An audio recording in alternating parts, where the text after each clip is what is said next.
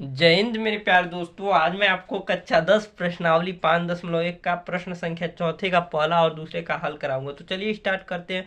कह रहा है निम्नलिखित में से कौन कौन एपी है। यदि कोई एपी है तो इसका सार्वंतर ज्ञात कीजिए और इनके 3 और पद लिखिए। अगर कोई एपी है तब हमें 3 पद और लिखना है और नहीं है तो छोड़ देना है। तो चलिए सॉल्व कर लेते हैं। सबसे पहले लिख लेते हैं हल। 1 मिनट रुकिए, पेन नहीं चल रहा है। तो फाइनली पेन आ गया है। लिखेंगे हल और जैसा दिया वैसे उतार देंगे। 2 4 8 16। A1 हो गया, A2 हो गया, A3 हो गया और A4 हो गया। डॉट डॉट दिया है। अब सारांतर ज्ञात कर लेते हैं। सारांतर, तो सारांतर क्या होता है? डी को ज्ञात करने का तरीका A2 माइनस A1। हमारे पास A2 है, A2 का मान हमारे पास 4 दिया है और A1 का मान 2 दिया है। तो हमारे पास D1 आ गया 2। अब इसी प्रकार D2 ज्ञात कर लेते हैं। D2 कैसे ज्ञात करेंगे? A3 minus A2। A3 का मान हमारे पास दिया है 8। A3 का मान दिया हमारे पास 8 और A2 का मान दिया है 4। तो हमारे पास पुनः 4 आ गया। तो लिखेंगे चूंकि D1 बराबर नहीं है D2, इसलिए यह सूची क्या थी? 2 4 8 16 डॉट डॉट। यह सूची एपी में नहीं है। यह सूची एपी में नहीं है। पहला क्वेश्चन सॉल्व हो गया। अब दूसरा क्वेश्चन सॉल्व कर लेते हैं। दिया है 2 5/2 और 3 7/2। तो चलिए स्टार्ट कर लेते हैं इसका। लिखेंगे हल। सबसे पहले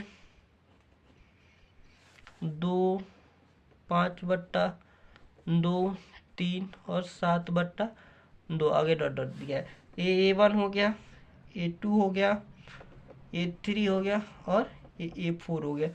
अब इसी प्रकार इसका सार्वंतर ज्ञात कर लेते हैं। सार्वंतर D1 ज्ञात करेंगे तो क्या होगा? A2 minus A1। A2 का मान हमारे पास दिया है 5/2 और माइनस A1 का मान दिया है 2। इसका एलसीएम लेंगे तो आएगा 2 5 माइनस 2 1 करने 2 2 दूना के 4। तो इसको घटाएंगे तो आएगा 1/2। चिन्ह हमेशा बड़े वाला का लगता है तो यहाँ 5 दिया है। तो ये D1 हमारे पास आ गया 1/2। अब D2 ज्ञात कर लेते हैं। A3 minus A2। A3 का मान हमारे पास दिया है 3 माइनस का 5/2। तो ज्ञात कर लेते हैं। अब यहाँ देखिए एलसीएम लेंगे तो 2 आएगा।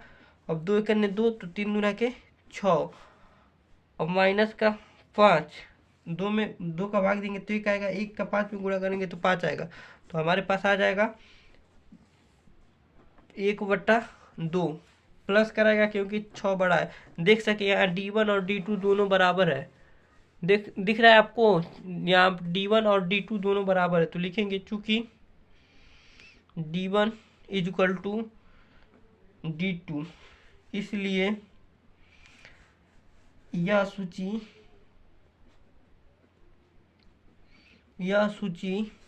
2 5/2 3 7/2 एपी में है। अगर एपी में है तो हमें 3 पद और लिखना है। तो लिखेंगे अतः हमें A5 लिखेंगे। अतः A5, क्योंकि प्रश्न का है 3 और पद लिखिए तो लिखेंगे A5 A6 और A7 ज्ञात करना है। तो ज्ञात कर लेते हैं। तो A5 ज्ञात कर लेते हैं। सबसे पहले A5 ज्ञात करने का मैं फार्मूला पहले इंट्रोडक्शन पार्ट में बता दिया, इसमें भी बता देता हूँ। A लिख देते हैं, उसके बाद 4D लिख देते हैं। अगर A6 है तो A लिख देते हैं, 5D लिख देते हैं। ऐसा ही होता जाता है। एक हमारे पास था 2 प्लस 4 डी का मान था 1/2, देख सकते हैं 1/2 निकला है।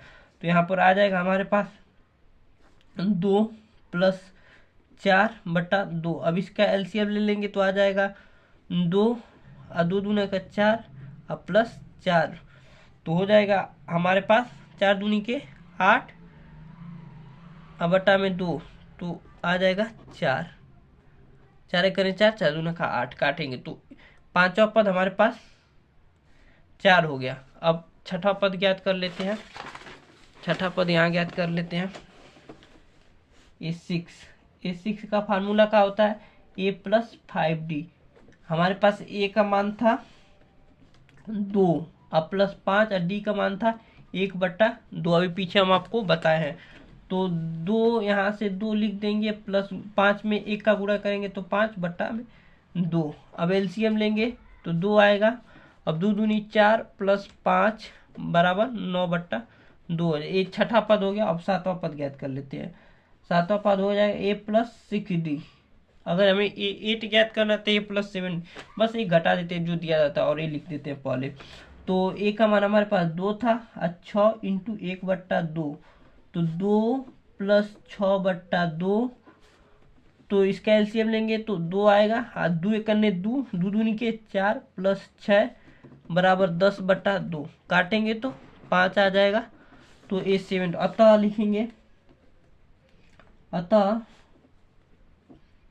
3 और AP के पद इस प्रकार है। क्या है? A5, A6 और A7। तो A5 हमारे पास आया है 4 आया है, और A6 आया 9/2 और A7 आया है 5। यही हमारा आंसर हो गया और यही क्वेश्चन पूछा था। मिलते हैं अगले प्रश्न संख्या चौथे के तीसरे और चौथे के साथ। आप नोट कर सकते हैं, काफ़ी अच्छे से समझाया हमने और मुझे आशा है कि आपको समझ में आ गया होगा। तो मिलते हैं अगले वीडियो में तीसरे और चौथे प्रश्न के साथ।